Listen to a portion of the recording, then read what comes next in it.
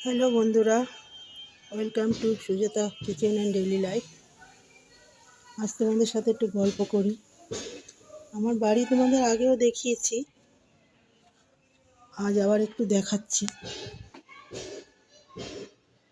কারণ কিছু মানুষ আপন লোকই সমালোচনা করে, পর করে না।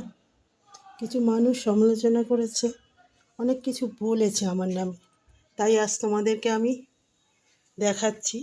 এই আমার ঘর, ওপরেও আমার ঘর আছে। এই রান্নাঘর, দেখে নাও। এটা হচ্ছে কমন প্যাসেজ, এখান দিয়ে যাতায়াত করা হয়। ওটা আমার জায়ের রান্নাঘর, এখান দিয়ে যাতায়াত হয়।